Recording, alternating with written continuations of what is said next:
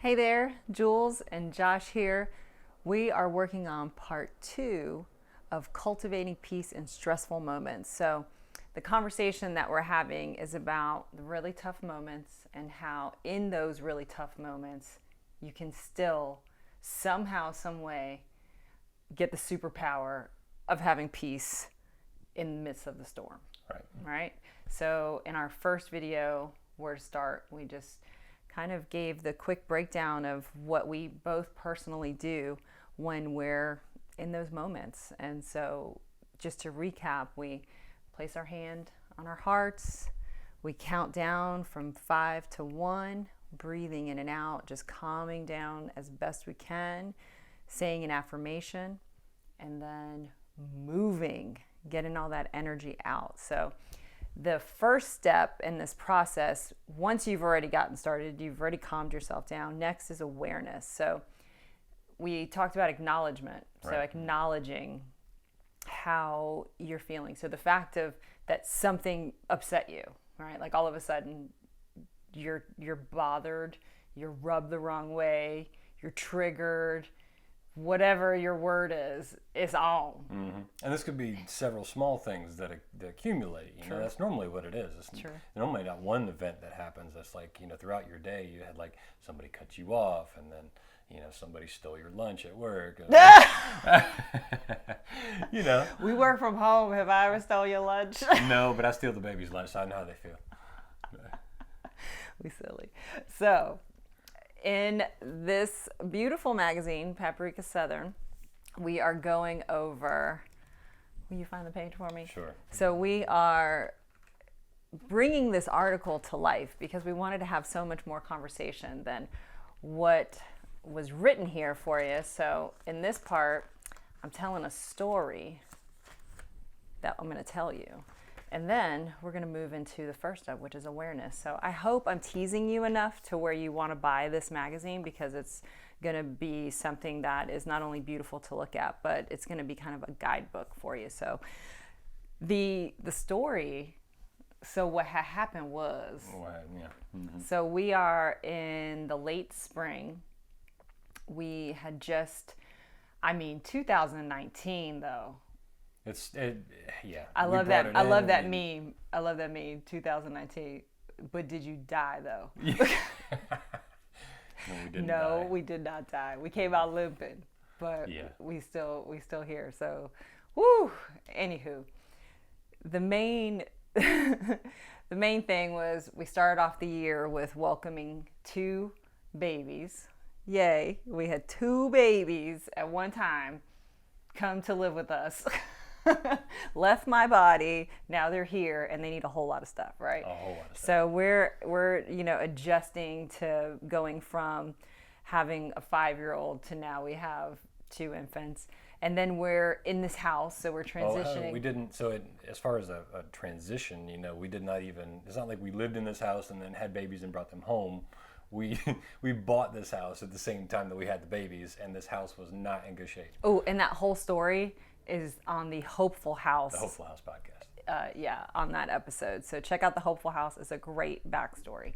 So we're in this beautiful house, but it's not beautiful yet. No. In our mind, it's beautiful. Yeah. So we're transitioning from going from the Airstream into a house, which was tough. Mm-hmm. And we are doing renovations at the same time. So major renovations, like a whole new roof. No biggie, nothing to see here, people. And I remember at one point, actually, during the night, I think I slept maybe 2 hours broke it up throughout the night, and then I had to get on the roof for a 10-hour day and work. And it was crazy. It was like that on a regular. So then we go into the biggest work opportunity to date. And we've been in business for a long time, and this was like a huge opportunity, and it was amazing and incredible. We had a very short window to get it all done, and we did it. Yay. But after all that, so this is the end of May, early June. I thought we were going to be cruising. I thought we were good. We're like, we got all the hard stuff out of the way. Here we go. Let's enjoy.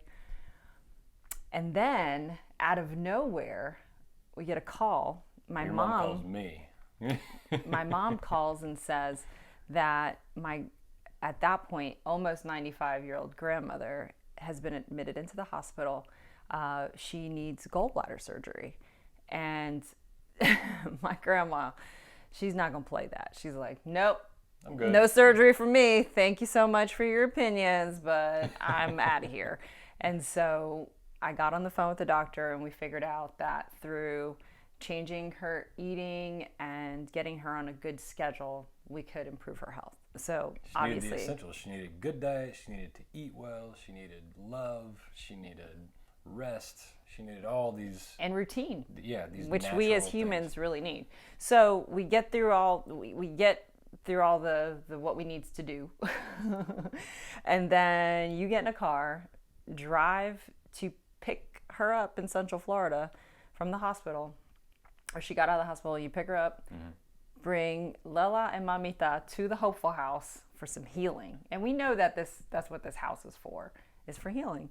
And so we understood that this was our next caregiving mission. Like we know that we have been put in positions for great caregiving. And we totally accept the responsibility. Like we're like, all right, we got this. Yeah. It's a lot of work, but there's so much honor that is involved with caring for someone that you love so much, but that's a slippery slope. Mm-hmm. Because when you're caring for someone that you love so much, what happens is then you start to not only manage their food intake and their water intake and making sure their medications are proper and all that kind of stuff, but then you start to mentally manage. And that's something that I didn't realize I was doing. I was wrestling with fear in the name of love, and I didn't even know it.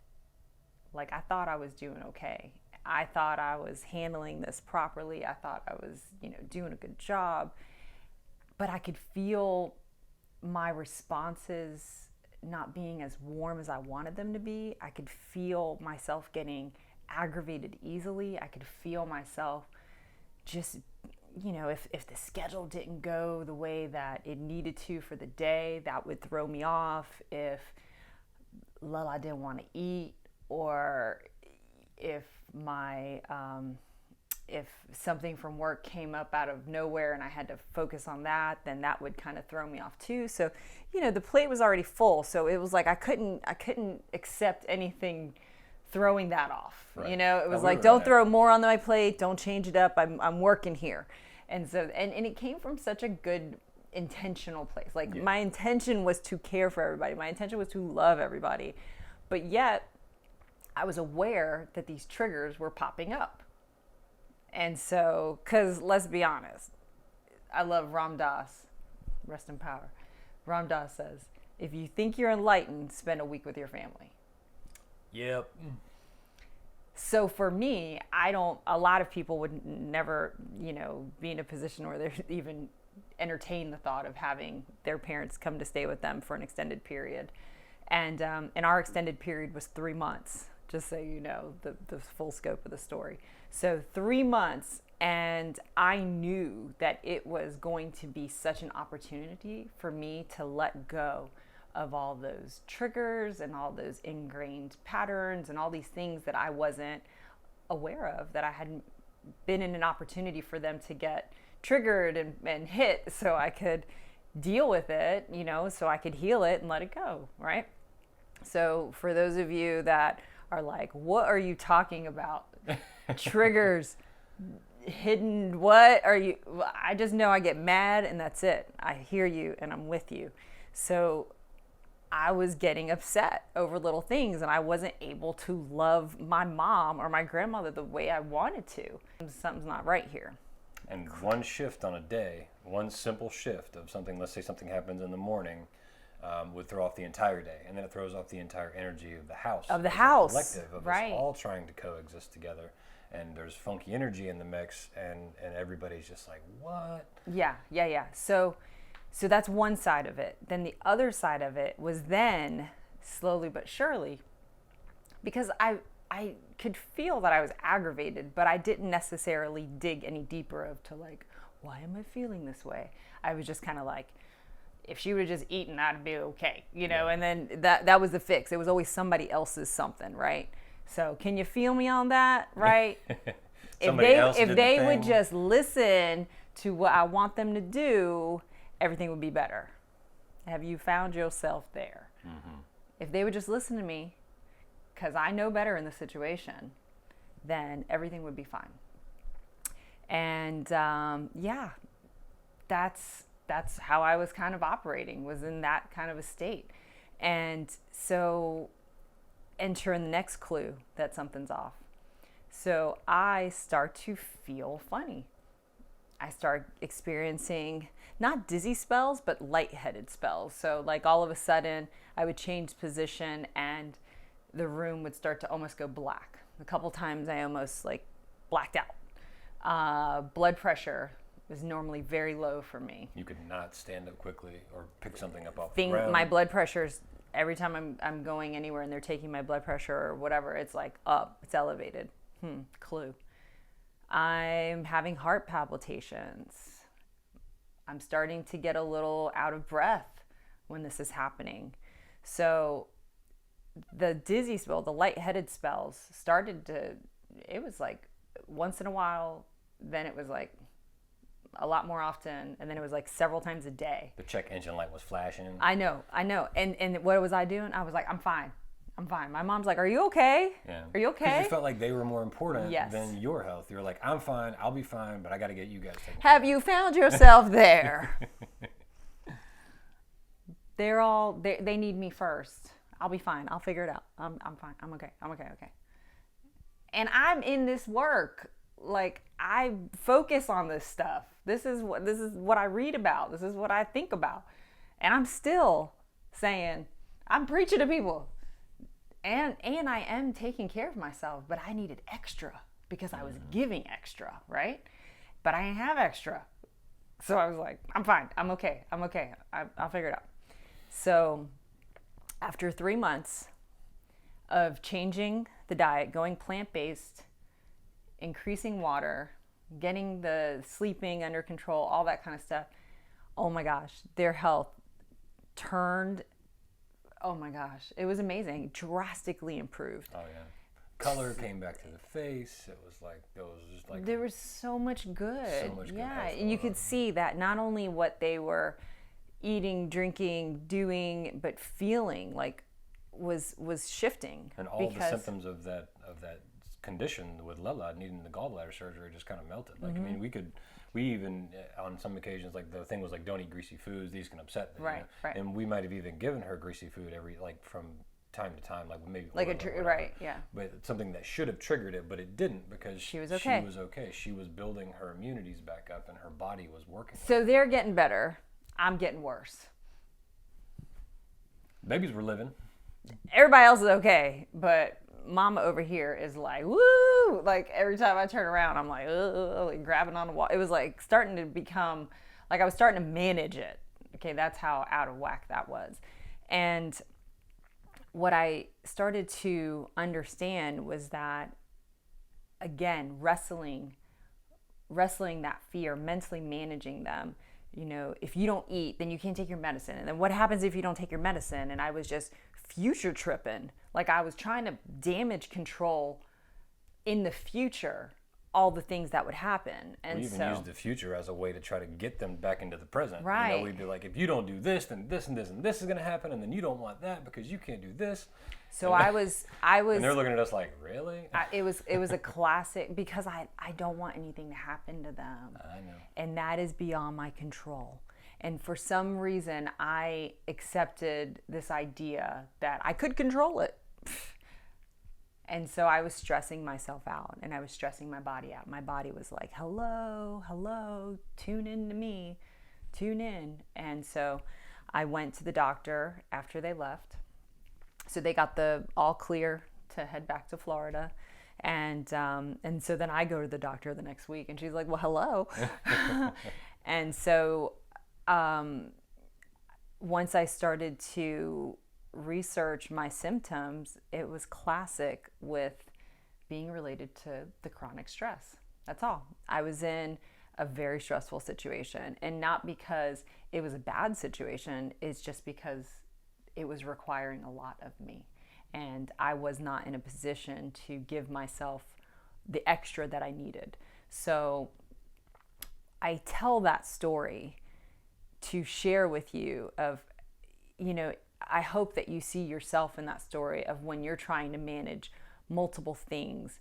Maybe it's not only with work and your home, but also maybe internally things are happening. Like you're figuring out how this person might feel about you, or you're thinking about how this scenario will go if you choose this option, or you know what I mean? There's so many different things that happen within our minds. And so what I started to realize was that within myself, there are opportunities for me to be aware, to become aware. So when I started to become aware of things, it was like, aha, I would get upset, and then I would sit back and I would start to notice that internal storm brewing. And I was real about it. I'm like, I'm upset. What exactly am I feeling upset over? And so when I would sit with it, I'd realize, okay, well, right now I'm panicking because this feels out of control for me. Right. This feels like I don't know what to do here, and I feel overwhelmed by that. And so this on the outside seems like I'm angry or really serious or whatever have you, or maybe I'm not talking as much, but on the inside I'm just like sorting through stuff. Yeah, I thought for a long time I would think that she was mad at me because it was like she would be, really, like she's saying, really quiet and just kind of withdrawn, in a way of like she was just trying to mentally process everything that was happening. But for me, I internalized that as being, she's mad at me because I didn't do X, Y, Z. And then he would treat me like I was mad at him. And then I'm doing the best I can in this situation. And I'm like, why are you now upset? So but it's I also amazing. got upset with them for not eating and doing this because I know it upset her, and it was just like a trigger. It was like a trigger. It was like it just kept going. So once we were were aware of it, and then it was like, so I'd sit back in those quiet moments. I would sit back, and I would pay attention. I'd watch my thoughts. I'd go, okay, you're upset about that. And so the most important thing about that core step in cultivating peace is that awareness and is being witness to it. Because if you don't, then you'll blindly react to whatever it is you're feeling. And a lot of the times you're not even sure what you're feeling. You just know you're feeling all of it.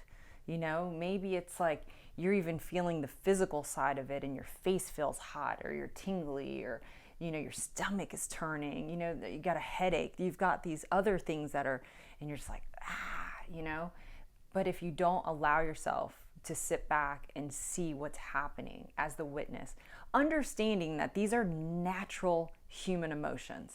This is not you. The emotions are not you. And I think that's a big thing too, is like, we tend to think like, oh, well, I am right. And we say things like, oh, you're too sensitive, or you're overreacting right now. You're being hypersensitive. And it's like, when really it's that our nervous system and our whole body as a whole is reacting to things. It's being assaulted. Your right. nervous system is being assaulted constantly. And why is it being assaulted?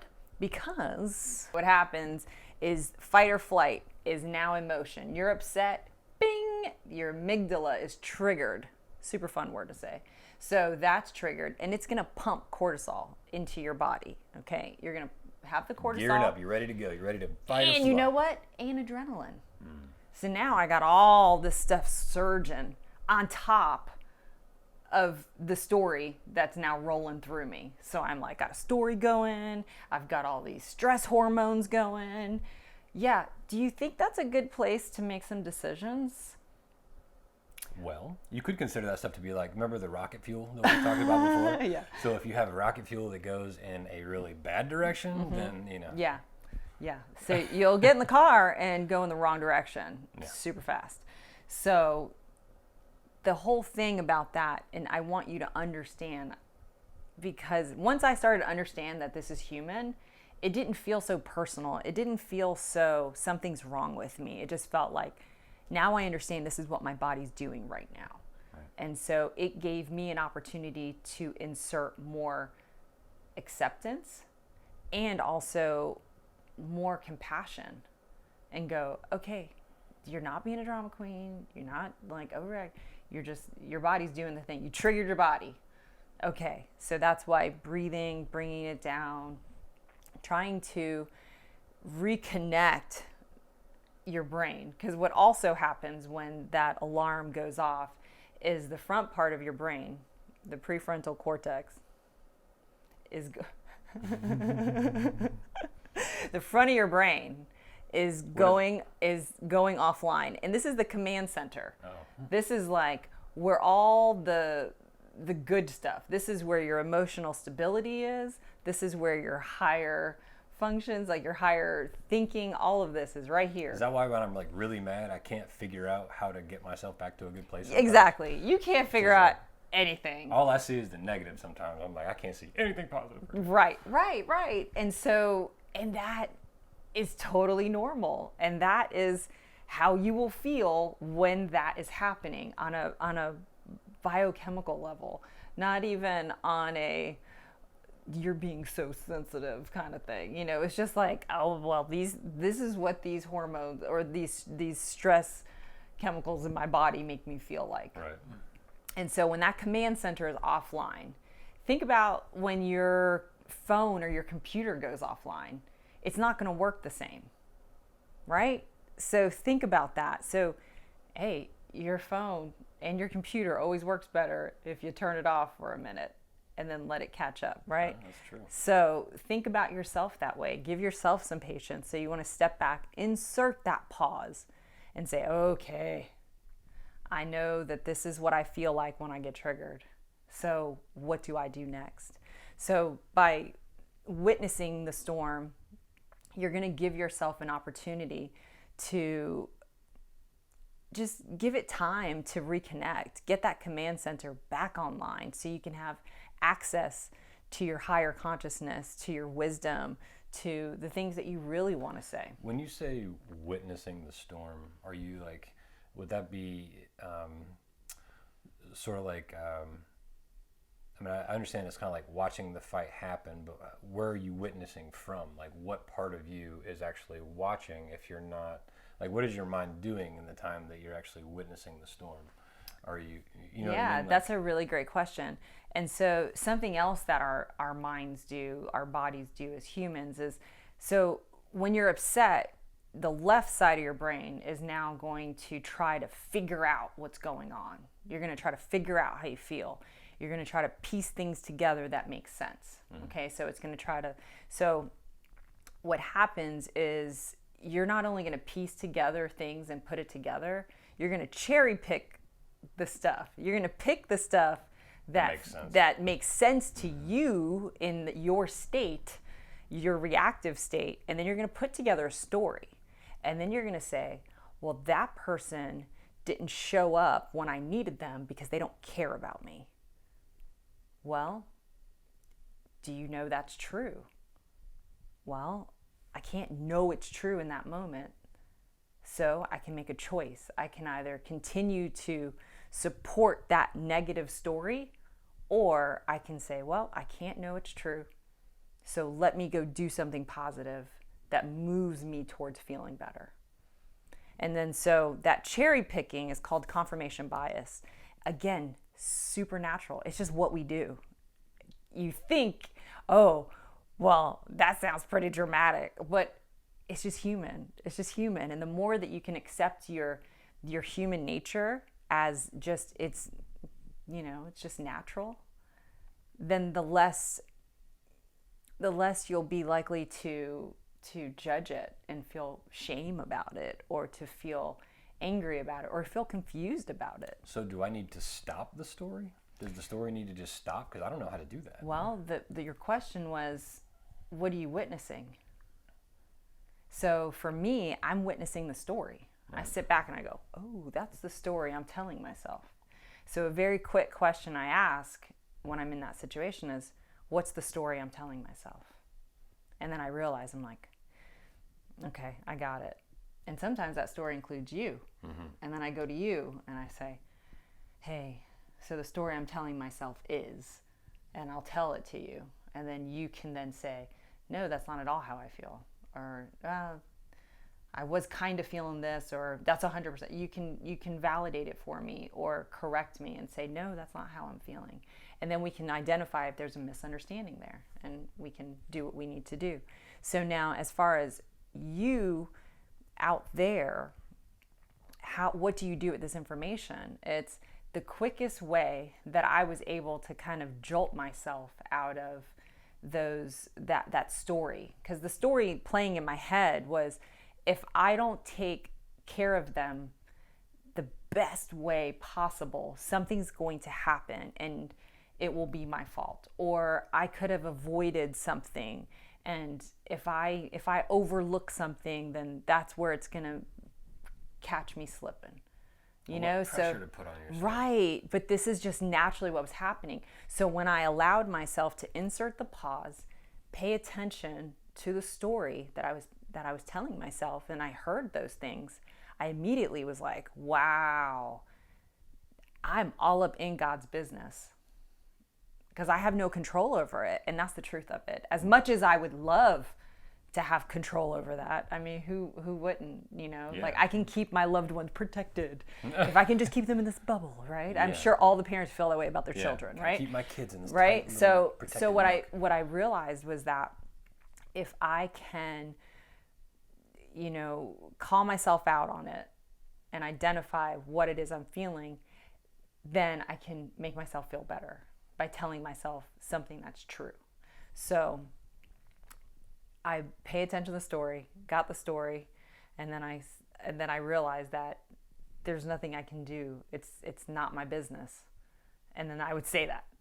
It's not my business. Immediately, you laugh because it's so sassy, you know? How many times I start to like go down it and I'm like, not my business. Yeah, and then it's just like, you just laugh at it because you're like, recognize you realize like there's nothing I can do about it. Nothing I can do to help that person other than help myself, right, and be as level as I can be. And that is me focusing on what I can control, which is how I respond to things. Right. And so when I'm in that space, I'm not only better to myself, but I'm better to those around me. And so, you know, the mood was always lifted when I could just keep myself in that good space, you know, of just remembering to check myself, remembering that awareness. So that's why to me awareness is so important. And like I said, that core step in making sure that you are aware of what's going on, what really, really is going on. And then your story, if you can't check it with somebody, then make the decision. Like, you probably cannot back it up with facts. And if you can't back it up with facts, you can't really know if it's true. So what do you have to gain? More suffering? That's not in alignment with what I'm after. What I'm after is my peace. What I'm after is feeling calm, right? I'm looking for more joy in my life. And like I said last video, and if it costs me my peace, it's too expensive. Yeah. So that's when I remember that, and I'm like, I gotta make a better decision here. And you got to call yourself out. You know, there's times when you feel like the things that are rattling the story you're telling yourself is all full of facts. You got all the facts. You know everything. But when you sit back on it, you're like, well, I don't really know that's true. I don't know that's true. Do you know how many times I have told myself something like, because you base it on your past knowledge. No, like, right. Clearly, because that person always does this. That's what they did this time too. And you always think you know better than everybody else inside. So there have been times where I'm like, it is 100% going to be this. And then it will 100% be wrong. And that's what like, you can't ever know. You just can't ever, you know, you can't ever just let yourself go loose on it, because unless you want to suffer, it's up to you. Suffering is optional. And that's what I learned. And that's what I took responsibility over, was my own suffering. I got tired of dragging myself through the mud, you know, feeling so bad and so low and so hurt, you know. It was like physically hurting my heart, you know. I don't know if you've ever been there, of feeling like just the pain, just the weight of something in my mind physically hurting my heart, physically hurting my stomach, physically hurting me. Like, what? And the thing is that if you're not aware of it, if you don't call that out, it's just going to keep happening because your body's just doing what it's doing. And that cortisol and that being in your body for an extended period of time is toxic. So we know that that's where, chronic illness comes from, is having all of that stuff. So you've got, a list of different medical issues that, come from that place. So after I tell myself, I call myself out, I have the awareness, I have that moment, I then follow up with saying something good. So that's what we were talking about. So you calm yourself down. When you're touching your heart, you're reconnecting your command center to back to your body. So like when you're touching your heart, you're getting it back online. You're reconnecting because you're like, okay, I'm calming down. Understanding that that's what you're doing is such a gift to yourself, because you're like, I'm not going to allow myself to just feel terrible and get sick. I'm not going to do it because I know that my goal here is to feel better. So I then hijack that energy, because remember, adrenaline is involved, and we got to clear that stuff out. So the thing we do is we call it shaking our sillies out. So this is what we do with our 5-year-old. And it's so awesome because he went through, kids always feel like a wealth of emotions, but he felt upset, and then he felt better. And then he was still acting out a little bit over dinner. And I asked him, I said, what are you feeling? What are you feeling? And he looked at me, he said, Mama, I just got to shake the sillies out. And I was like, yeah, dude, you felt a whole lot in your little body, and then you feel better, but you didn't actually move and get that energy out. Get rid of it. And so we just started shaking our arms and shaking our hands, and you were doing bath with the twins. And so he and I were just together at the dinner table, and we were just shaking and it was an awesome opportunity to help him learn how to take care of himself when he's in a tough situation. And so I encourage you, so whatever